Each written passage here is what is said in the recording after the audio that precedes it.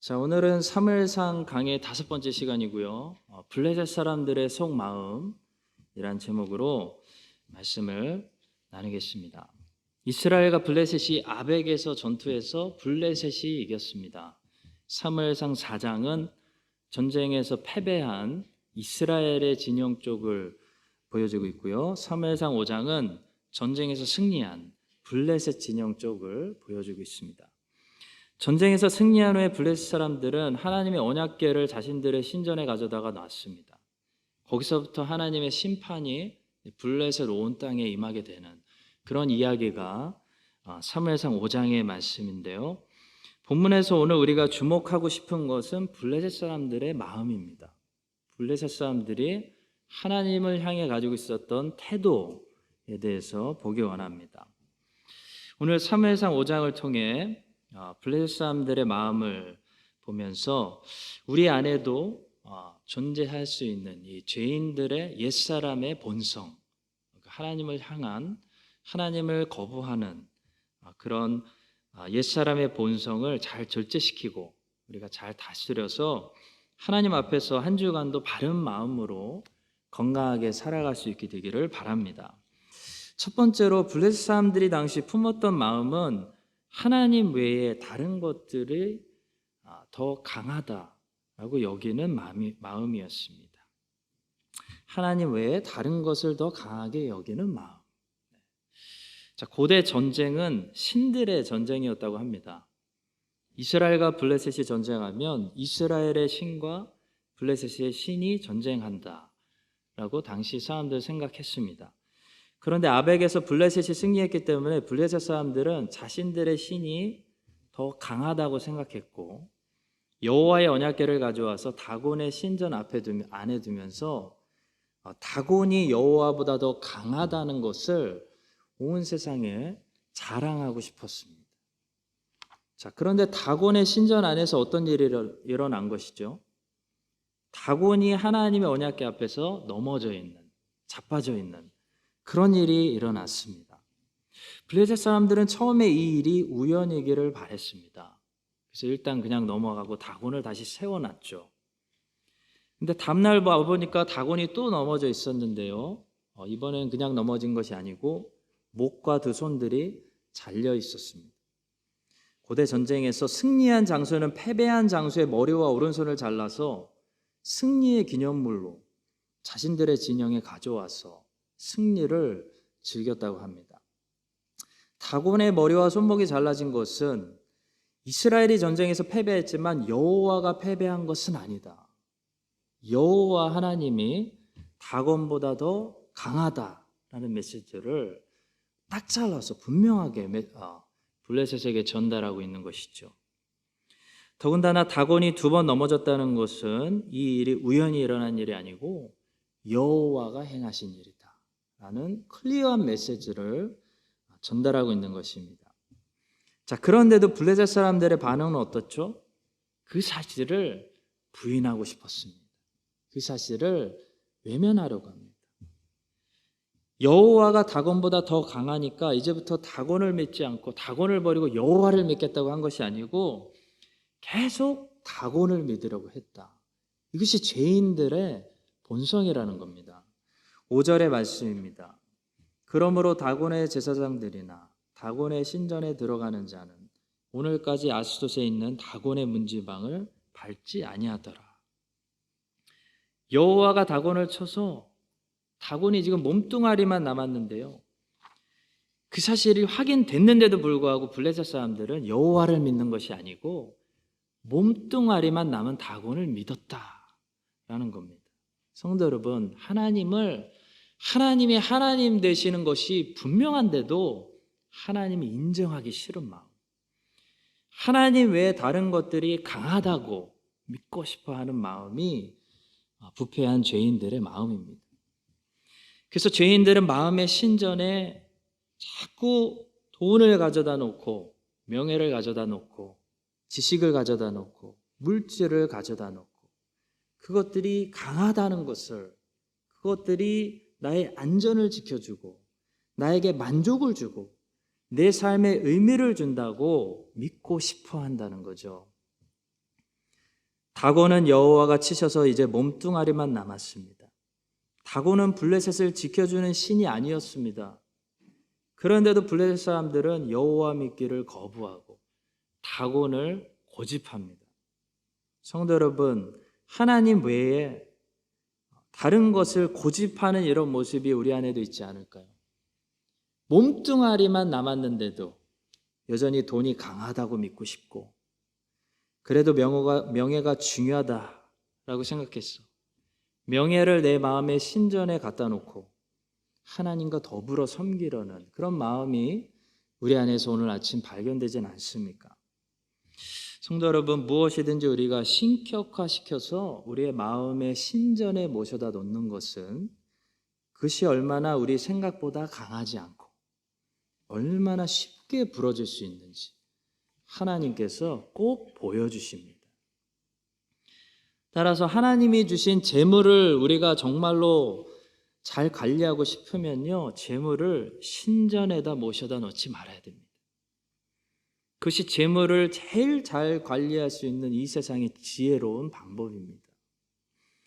우리가 자녀들을 정말로 사랑한다면요, 자녀들을 우리 마음의 신전에 모셔다 놓지 말아야 됩니다. 무엇이든지 마음의 신전에 모셔다 놓고 우리가 그것을 어느 순간부터 의지하기 시작하고 그것이 나의 인생을 지켜준다고 믿고 그것이 나에게 의미와 자랑과 만족을 준다고 생각하면 그것이 얼마나 쉽게 무너질 수 있는지 하나님이 보여주십니다. 그래서 크리스찬은 재물을 모아도 재물에서 자유해야 됩니다. 재물을 잘 청지기로서 관리하되 재물을 신격화해서 신전에 절대 두지 말아야 된다는 거죠. 그런 분들이 훌륭한 크리스찬 CEO가 될 수 있습니다. 우리 부모들은 자녀들을 이왕이면 공부 열심히 시켜야 됩니다. 그래서 아이비리그 갈 수 있으면 가게 해야 됩니다. 훌륭한 인재로 만들어야 됩니다. 성경은 게으름을 악이라고 말하고 있습니다. 자, 그런데 그 아이들로부터 우리의 마음이 자유해야 된다는 거죠. 아이들이 내 마음에 어느 순간부터 신전에 들어와서 하나님과 경쟁하기 시작하면 하나님의 부르심을 따라가야 되는데 아이들의 커리어를 따라가는 삶을 살게 되면요, 하나님이 손쓸 수밖에 없다는 겁니다. 리브가가 야곱을 너무 사랑하다가 어느 순간부터 야곱에게 집착했던 것 같습니다. 하나님께서 야곱을 리브가의 품에서 멀리 떨어뜨려 놓을 수밖에 없었습니다. 성도 여러분, 하나님이 우리에게 주시는 물질이나 돈이나 성공이나 명예나 이런 것들을 그냥 축복으로 누리는 것은 절대 나쁜 것이 아닙니다. 문제는 그것들을 우리가 신격화시킨다는 것이 문제죠. 문제는 그것들로 우리가 하나님을 대체시킨다는 게 문제죠. 그것이 강하다고 생각하는 마음이 잘못된 것입니다. 그것들은 강하지 않습니다. 생각보다 쉽게 부러집니다. 하나님이 한번 치시면 목과 손목이 부러져 나간다는 거죠. 왠지 아십니까? 왜냐하면 그것들은 우리를 지키는 신들이 아니기 때문입니다. 우리에게 주신 것들을 잘 관리하고 주의 영광을 위해서 잘 써야죠. 잘 쓰되 우리 마음을 빼앗거나 우리 마음에 들어오거나 우리 마음에 와서 왕노릇하게 차지하게 해서는 안 된다는 것입니다. 성도 여러분, 사람의 마음은 신전입니다. 사람이 마음에 품는 것이, 항상 마음에 품고 있는 것이 그 사람의 신입니다. 여러분과 저의 마음 안에는 언제나 하나님만 계시기를 축복합니다. 하나님만 결국 강하다는 사실. 세상의 모든 것들 아무리 좋아 보여도요, 사실 언젠가 쉽게 부러진다는 사실. 돈도 한 방에 날아가고 그렇게 열심히 모았는데 한 방에 날아가고 평생 명예스럽게 살았는데요, 명예가 한 방에 떨어지고 지식도 평생 공부했는데 새로운 지식 나와서 그냥 한 방에 교체돼 버리고 자식 잘 키웠는데 갑자기 한 방에 내 품을 떠난다는 사실. 세상의 모든 것들은 쉽게 부러진다는 사실. 오직 여호와만 강하셔서 우리를 끝까지 지키시는 하나님은 하나님이시기 때문에 오직 그분만 우리가 마음에 모시고 의지해야 된다는 이 사실을 오늘 아침에 우리가 다시 한번 리마인드 받게 되는 그런 복된 주일 되시기를 주님의 이름으로 축복합니다. 두 번째로 블레셋 사람들이 당시 가지고 있던 속마음은 굉장히 못된 마음이었는데요. 악한 마음. 하나님과 깊이 엮이지 않았으면 좋겠다라는 죄인의 마음이었습니다. 하나님과 깊이 엮이지 않고 어떻게 해서든 하나님과 적당히 멀리서 관계하겠다. 이런 마음이 죄인의 부패한 마음이고 하나님 보시기에 악한 마음입니다.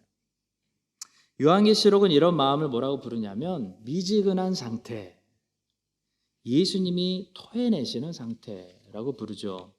성도 여러분, 예수님도 거부하는 사람들이 있습니다.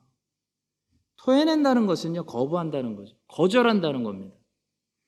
예수님도 거절하시는 사람들이 있는데요, 미지근한 사람들입니다. 하나님과 적당히 관계하려는 사람들. 예수님 쫓아가지 못했습니다. 12 제자들이 무식하고 실패하고 혼날지언정 그 사람들은 예수님에게 목숨 걸었던 사람들이었습니다. 하나님과 깊이 엮이는 것을 싫어하는 사람들, 하나님이 반드시 거절하십니다. 하나님 못 따라갑니다. 본문을 보시면 블레셋 사람들이 계속해서 이 5장 내내 포기하지 않는 마음이 있었습니다. 바로 이 재앙이 그냥 우연히 일어난 사건이었으면 참 좋겠다라는 생각입니다.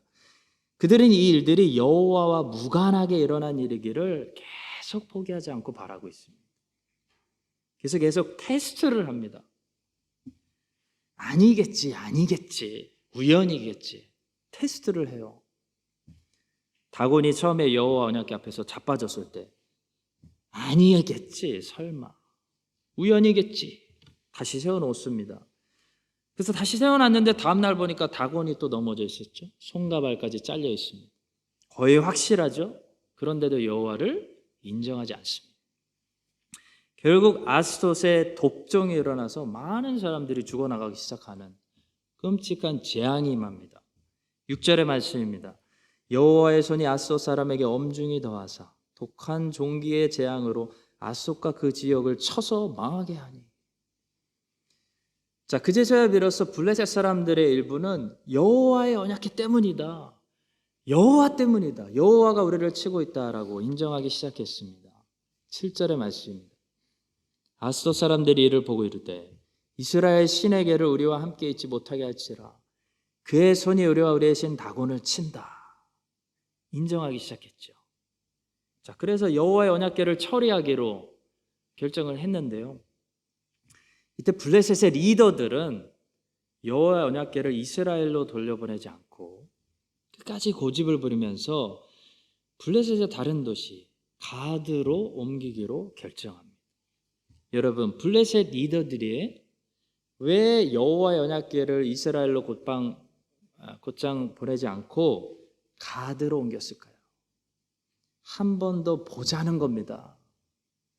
아스돗에 일어난 재앙이 여호와의 언약궤와 무관한 일이기를 한 번 더 지켜보자는 겁니다. 그래서 언약궤를 가드로 옮겼습니다. 자, 그런데 멀쩡했던 가드에 재앙이 따라오기 시작하죠. 여호와의 언약궤가 가는 곳마다 재앙이 옵니다. 그러니까 정상인 사람들은 이게 하나님이 하시는 거구나 인정할 수밖에 없다는 거죠. 그런데도 블레셋의 리더들은 계속 우연이기를 바랍니다. 사고겠지. 인정하기 싫다는 겁니다. 하나님이 하시는 일이 분명한데도 팬데믹은 하나님과 상관없는 거지. 인정하기 싫어하는 그런 죄인들의 모습이 지금 블레셋 사람들의 모습 그대로 보여주는 거죠. 자, 그래서 가드에서 한 번 더 옮기죠. 에그론으로 옮겨보자. 언약궤를 한 번 더 옮기려고 하는데요. 에그론 사람들이 난리가 났습니다. 10절의 말씀입니다. 이에 그들이 하나님의 궤를 에그론으로 보내니라. 하나님의 궤가 에그론에 이른즉 에그론 사람이 부르짖어 이르되 그들이 이스라엘의 신의 궤를 우리에게로 가져다가 우리와 우리 백성을 죽이려 한다. 에그론 사람들이 여기서 막 데모가 일어나고 정부를 향해서 막 반란이 일어난 거죠. 그들이 말하는 비난하는 그들은 누구죠? 블레셋의 정치인들입니다. 끝까지 하나님이 하나님 되심을 부인하는, 인정하지 않으려는 블레셋의 리더들입니다. 에그론에 사는 사람들은, 백성들은 이 재앙이 여호와로부터 온다는 사실 이미 다 인정했습니다. 근데 블레셋의 리더들은 끝까지 그 사실을 인정하기 싫었어. 궤를 계속 옮기면서 테스트를 했다는 거죠. 한번 지켜보는 겁니다. 이번에도 재앙이 오는가 안 오는가. 만약 안 오면 이 일들은 여호와의 언약궤가 가져온 것이 아니라 그냥 우연히 일어난 것이다. 그렇게 믿고 싶은 거죠. 자, 그러나 여호와의 언약궤로부터 블레셋이 망하고 있다는 사실이 너무 분명합니다. 너무 분명해지니까 블레셋의 리더들은 결국 7개월 만에 여론을 못 이기고 여호와의 언약궤를 이스라엘 땅으로 돌려보내기로 결정합니다. 자, 그런데 그때도 그들의 이 딱딱한 마음은 변하지 않습니다. 끝까지 자신들이 당한 일이 여호와와 무관한 일, 우연이기를 바라고 있습니다. 사무엘상 6장 9절입니다. 보고 있다가 만일 궤가 그 본 지역길로 올라가서 벳세메스로 가면 이 큰 재앙은 그가 우리에게 내린 것이요 그렇지 아니하면 우리를 친 것이 그의 손이 아니요 우연히 당한 것인 줄 알리라. 그랬더니 어떻게 됐죠? 결과는 어떻게 됐을까요? 언약궤를 담은 수레를 끄는 그 소들이요 하나님의 명령을 받아가지고 좌우로 치우치지 않고 곧장 벳세메스로 갔습니다. 12절입니다. 암소가 벳세메스 길로 바로 행하여 대로로 가며 갈대 울고 좌우로 치우치지 아니하였고 블레셋 방백들은 벳세메스 경계선까지 따라가니라. 하나님이 왜 소들에게 명령했어? 곧장 벳세메스로 가라 라고 하셨을까요? 블레셋 이 회개하지 않는 사람들에게 이 모든 일이 여호와로 말미암아 난 일이다 라는 것을 보여주시기 위함입니다. 성도 여러분, 블레셋 사람들의 마음을 보세요. 하나님이 하나님인 게 분명한데도 불구하고 여호와의 역사를 경험했는데도 불구하고 여호와가 하나님이니까 여호와를 믿자 회개하지 않고요 계속 시험하고 있습니다. 이게 죄인들의 본성입니다. 은혜 받지 못한, 회개할 수 있는 은혜 받지 못한 죄인들의 본성이라는 거죠. 성경에서 하나님을 시험하지 말라는 말씀은 이 말씀입니다. 부인하려는 태도를 이미 가지고 하나님을 인정하지 않으려는 태도를 이미 가지고 이것이 하나님의 역사가 아니기를 바라는 마음으로 하나님이 행하신 이들을 인정하지 않고 자꾸 테스트하는 것, 그것이 하나님을 시험하는 일입니다. 아니겠지, 하나님이 아니었겠지 라고 하나님을 계속 부인하는 것, 이것이 하나님을 시험하는 일입니다. 이 일이 여호와가 행한 것이 아니라 우연히 일어난 것이었으면 좋겠다, 사고였으면 좋겠다, 그런 생각을 블레셋 사람들을 끝까지 포기하지 않았다는 거죠. 그것이 그들이 품고 있었던 죄인들의 부패한 악한 마음입니다. 이사야 7장에 보시면요 아하스라는 남유다의 왕이 나오는데요, 이 아하스는 기가 막힌 사람입니다. 남유다의 20명 왕들 중에서 나쁜 쪽으로 1, 2위를 다투는 그런 최악의 왕입니다. 아하스가 유다의 왕으로 다스릴 때 어느 날 어떤 소식을 들었냐면 북이스라엘과 그 위의 나라 아람이 서로 동맹을 맺었다는 소리를 들었습니다. 아하스 입장에서는 북이스라엘도 언제 쳐들어올지 모르고 아람 왕국도 언제 쳐들어올지 몰라서 견제해야 되는데 이 두 나라가 동맹을 맺어버리고 언제라도 남유다를 쳐들어올 수 있으니까 두려워서 떨고 있었습니다. 자, 그때 하나님께서 선지자 이사야를 보내셔서 하나님께서 유다 왕국을 보호해 주시니까 걱정하지 말아라. 그들을 두려워하지 말아라. 사람을 두려워하지 말아라. 말씀을 주시는데요. 만약에 의심이 들면 네가 하나님께 한번 징조를 구해보라고 허락하시는 그런 말씀이 있습니다. 자, 그런데 아하스는 이때 하나님께 징조를 구하지 않겠다고 단칼에 거절합니다. 한번 이사야 7장 11절과 12절을 제가 읽어보겠습니다. 너는 내 하나님 여호와께 한 징조를 구하되 깊은 데에서든지 높은 데에서든지 구하라 하시니 아하스가 이르되 나는 구하지 아니하겠나이다. 나는 여호와를 시험하지 아니하겠나이다. 얼핏 들어보면 아하스는 하나님을 시험하지 않고 징조 없이도 하나님의 말씀을 잘 믿는 그런 사람으로 보일 수도 있는데요. 지금 그런 상황이 아닙니다. 이사야는 그 다음 구절에서 징조를 거절하고 징조를 구하지 않은 아하스를 강하게 책망합니다. 13절입니다. 이사야가 이르되 다윗의 집이여 원하건대 들을지어다. 너희가 사람을 괴롭히고서 그것을 작은 일로 여겨 또 나의 하나님을 괴롭히려 하느냐. 자, 그렇다면 왜 아하스는 하나님께 이때 징조를 구하지 않았을까요? 그 이유가 중요한데요. 아하스는 자신이 이미 결정한 자기의 정책을 계속 추진하고 싶었기 때문입니다. 하나님이 괜히 개입하셔서 자기 계획 망칠까 봐 하나님 좀 멀리 계세요 라고 했다는 거죠. 당시 아하스는 아수르 왕을 찾아갔었습니다. 가서 아수르 왕에게 절하고 경배하고 남유다 보물 다 갖다 바치고 아수르 왕을 의지하고 있었습니다. 아수르를 의지해서 아수르의 도움받아서 아람과 북이스라엘 연합군을 막아보자. 이게 아하스의 생각이었고 아하스의 당시 계획이었습니다. 그런데 어느 날 하나님이 이사야를 통해서 나를 의지해라. 내가 지켜줄게. 라고 말씀하시니까 한마디로 아하스는 no thank you. 나는 하나님 카드 쓰지 않고 아수르 카드 쓸래요. 그렇게 말한 겁니다, 지금. 성도 여러분, 그렇다면 아하스 왕이 왜 하나님의 도우심 거절하고 아수르 왕의 도움을 고집했을까요? 그리고 본문에 등장하는 블레셋 사람들은 왜 끝까지 하나님이 분명한데 하나님을 거부하고 우리는 그냥 몸뚱아리만 남았지만 다곤을 섬길게요 라고 고집했을까요? 그 이유가 중요합니다, 여러분.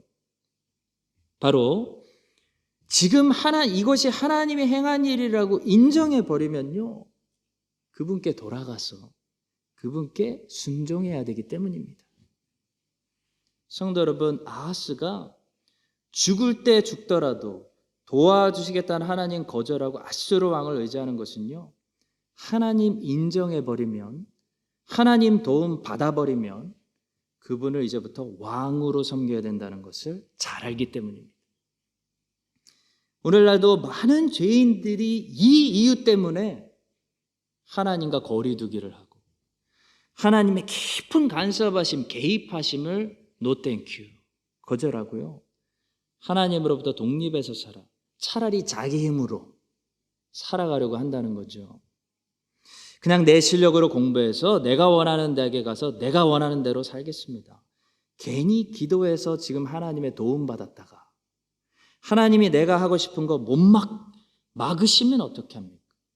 그냥 기도하지 않고요, 내 실력으로 공부할게요. 내 실력이면 충분히 내가 원하는 대학 갑니다. 그런 마음 품는다는 거죠. 그런 마음이 옛사람, 죄인의 부패한 마음이고 아하스의 마음이라는 겁니다. 블레셋 사람들의 마음이라는 겁니다. 사업할 때도 그래요. 괜히 하나님 끌어들였다가 깊이 들어오시면 하나님이 그 수면 밑을 다 들춰내시면 감당 안 됩니다. 그냥 내 힘으로, 내 지혜로, 내 인맥으로 사업할게요. 하나님은 그냥 거기 계세요 라는 마음입니다. 하나님이 깊이 개입하셔서 내가 원치 않는 것들까지 다 건드리실까 봐 차라리 하나님 도움 안 받고 하나님 카드 아예 쓰지 않고 살아가는 거, 나를 의지하고 살아가는 거, 아수르를 의지하고 살아가는 거, 이것이 아하스의 생각이고 블레셋 사람들의 생각이고 오늘날도 죄인들의 생각입니다. 성도 여러분, 아하스가 하나님께 돌아가려면요 먼 길을 가야 됩니다. 둘째 아들처럼 먼 길을 돌아가야 돼요. 온 유다 왕국의 우상들부터 다 제거해야 됩니다. 나라 전체 다 뒤집어야 되고 개혁시켜야 됩니다. 자신의 삶도 완전히 바꿔야 됩니다. 그래서 안 돌아가려고 하는 겁니다. 그래서 징조 구하지 않고 여호와의 도움 안 받고 그냥 아수르 도움 받아서 내가 알아서 한번 해결해 볼게요. 그게 아하스의 악한 생각입니다. 블레셋의 정치인들도 같은 생각을 품었던 거죠. 이스라엘의 하나님이 진짜 하나님이시고 능력의 하나님이시고 다곤은 우상이다 라는 사실이 명백히 드러나는데도 불구하고요, 지금 와서 하나님 인정하고 하나님께 돌아가려면요 블레셋은 먼 길을 가야 됩니다. 자기들의 기득권 다 포기해야 될지도 모릅니다. 그래서 그 먼 길 가기 싫어서 수면 밑에 있는 것들 들춰낼 자신 없어서 하나님과 깊이 엮이는 것을 거부했다는 거죠. 그것이 아하스의 삶이고 블레셋 사람들의 삶이고 오늘도 하나님의 개입을 거부하는 죄인들의 삶인 것입니다. 마가복음 5장에 보시면 거라사인이라는 지방에 우리 주님이 들어가셔서 저는 이 장면이 너무 감동적입니다. 우리 주님께서 귀신 들린 그 너무 불쌍한 그 사람 고쳐주시는 그런 사건이 나오죠.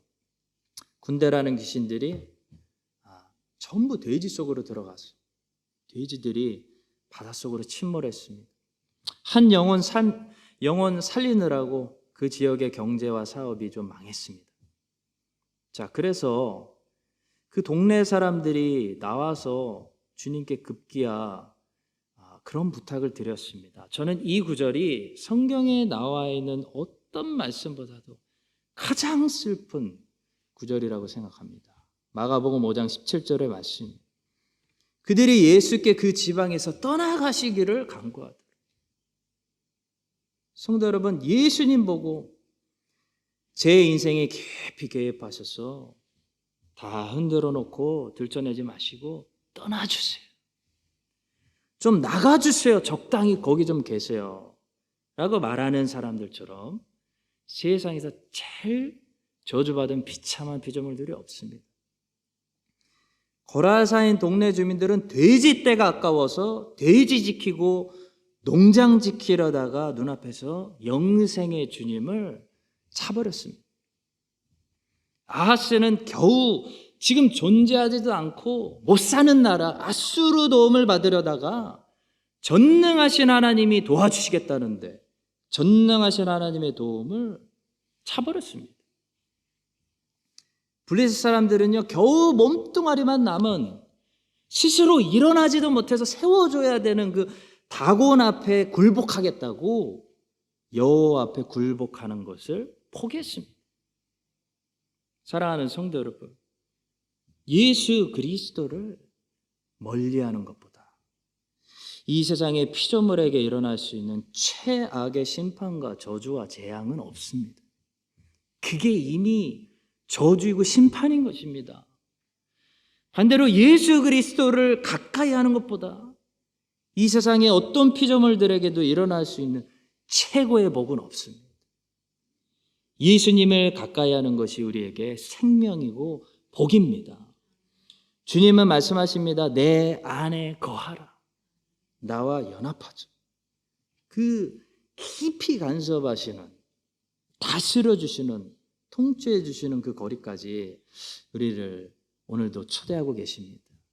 오늘 말씀을 들으시는 한인장로교회 모든 성도님들이 우리가 다 죄인이기 때문에, 우리가 옛사람의 본성을 가지고 있기 때문에 주님과 적당히 거리 유지하려는 이 마음을 오늘도 우리가 회개하고 예수님 안으로 깊이 들어가서 우리 인생 다 뒤집어지더라도 영생을 얻고 생명으로 호흡하고 천국을 이 땅에서 살아가면서 평강을 얻고 만족과 삶의 의미를 찾는, 그래서 정말 인생다운 인생을 살고 그런 복된 인생들 다 되시기를 예수 그리스도의 이름으로 간절히 축복합니다.